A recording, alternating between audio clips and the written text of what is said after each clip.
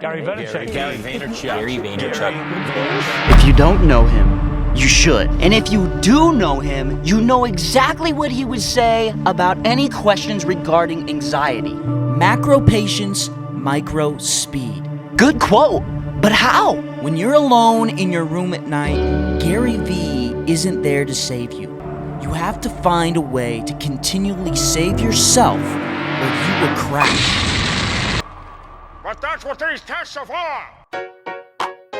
Yesterday, I had some hardcore anxiety hit. Maybe it was the coffee on an empty stomach. Maybe it was the fact that I don't have a job and I have a family to support. Maybe it's the fact that I'm trying to create a life with no real roadmap. Or maybe it's the omnipotent presence of my 30th birthday getting closer and closer. I thought you were special! If you were special, you'd be a 26-year-old millionaire.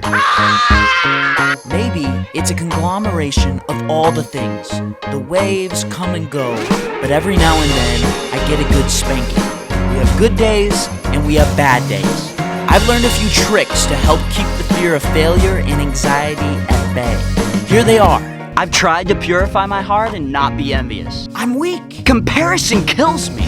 Not all at once, but slowly. Death by 1,000 paper cuts. I try to follow the Pareto principle in my life as much as I can. I use this principle to take care of the biggest triggers of anxiety or comparison in my life. Instagram is a big one, but it's not the entire platform.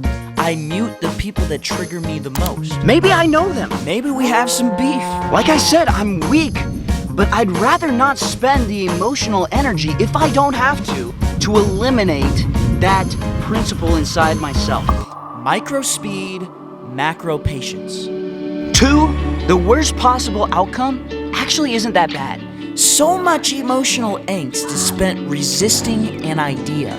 For instance, I own a rental property. I used to lay in bed at night completely anxious over the possibility of having to expend a lot of capital because of something breaking down in my house. But I'm not afraid anymore, and the reason why I'm not afraid is because I leaned into the fear instead of leaning against it. I decided to imagine instead what would happen if the worst crises occurred. If you keep imagining bad things, they lead you to a bottom. My bottom was bankruptcy. Declare bankruptcy! In this alternate reality, I claimed bankruptcy and I lost my house. And I thought to myself, honestly, not that bad. I still have a family. I still have a job. I could go live at my in-laws. If that fell through, I could buy a Sprinter van as a last resort and do van life. Pretend like I was doing it for some obsession with pointless adventure. Your fear gets life when you feed it with your resistance. The worst possible outcome actually isn't that bad. Micro speed, macro patience. Number 3.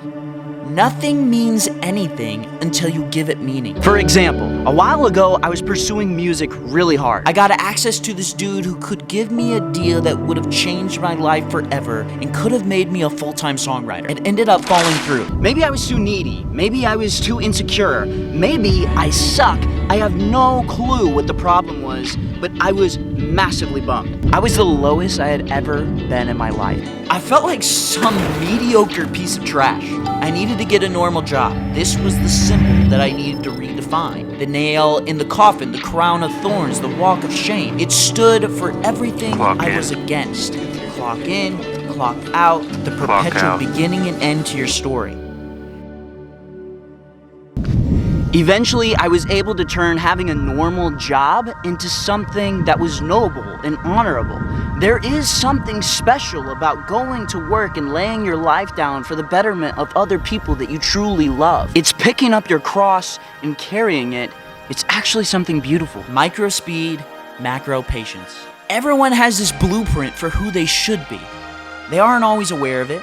But when your life or actions reflect something contrary, there is some cognitive dissonance with that. Sometimes I know I could be working harder, but I resist it because no one really wants to work harder. But there it is, the anxiousness and restlessness calling my name because I know I should be doing something that I'm not. I just need to step up my game, and then when I go to sleep at night, I'll sleep like a baby because I know I left it all on the field. Gary V is right, almost all of the time. Being macro patient is hard. These tricks have helped me. I hope they can help you too.